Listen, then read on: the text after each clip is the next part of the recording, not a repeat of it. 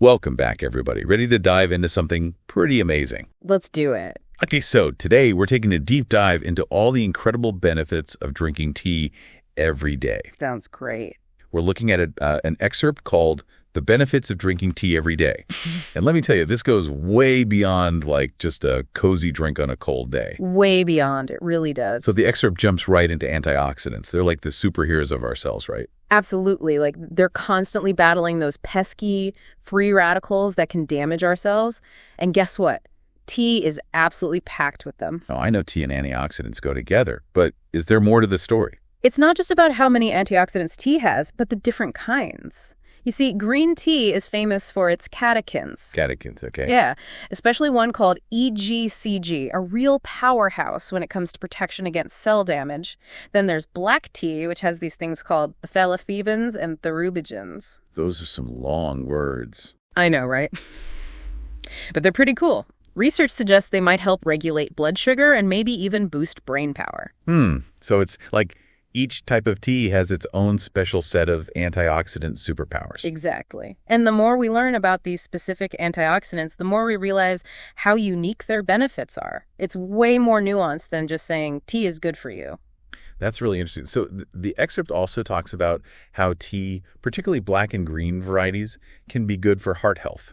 I mean, we've all heard that, but what's the science behind it? Well, a lot of it comes down to how tea interacts with our blood vessels. Okay. So tea has these compounds called flavonoids, specifically flavonoids, which studies show can actually improve what we call endothelial function. Endothelial function, that sounds complicated. It's basically how well our blood vessels can relax and contract, which is super important for healthy blood flow. Oh, okay. So better blood flow, healthier heart. Exactly. And that improved flexibility and circulation can lead to lower blood pressure, which is a big deal when it comes to preventing heart disease. Plus, some studies show that drinking tea regularly might help improve cholesterol levels. Like good cholesterol versus bad cholesterol. Yep. It might increase the good HDL cholesterol while lowering the bad LDL cholesterol. Well, that makes a lot of sense. Yeah. Now, what about the idea that tea can help with weight management? I always get a bit skeptical about those drink this and lose weight claims. I hear you. It's definitely not a magic solution, but research is showing that tea might play a role in supporting healthy weight. And green tea is the star of the show here. Green tea again. It just keeps popping up. It's the combination of caffeine and those catechins we talked about. They might work together to boost metabolism and maybe even help the body burn fat more efficiently. So it's not just about suppressing appetite or anything. It's actually affecting the way our body processes things. Exactly. Some studies even looked at green tea's effect on thermogenesis. Thermogenesis. It's basically the process of your body burning calories to make heat. Oh, wow. So there's more going on than just drinking calories when it comes to tea. Totally. And the excerpt even mentioned how drinking tea before or after meals could aid digestion and help curb those cravings for unhealthy snacks. It's about incorporating those healthy habits into your daily life. I like that. So the document also talks about how tea can benefit the brain, like improving focus and mental clarity. Is that just because of the caffeine?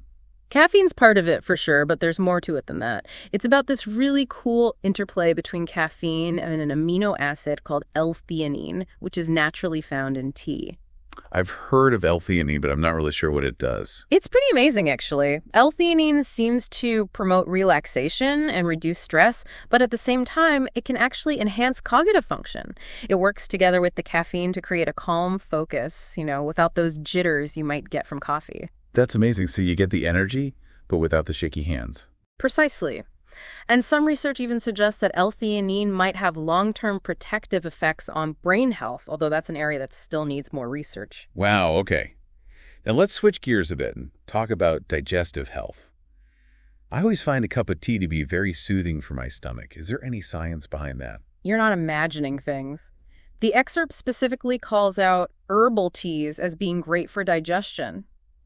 Think about peppermint tea. It's been a go-to for bloating and gas for ages. And ginger tea, that's a classic for nausea and can even help get digestion going. What about chamomile tea? I love a cup of that before bed. Perfect example. Chamomile has these anti-inflammatory properties that can really soothe the digestive system, and some people find it helps with things like IBS symptoms. Maybe I should be reaching for the tea kettle instead of the medicine cabinet next time my stomach is acting up. It's pretty amazing how much power these simple herbs have. I know, right?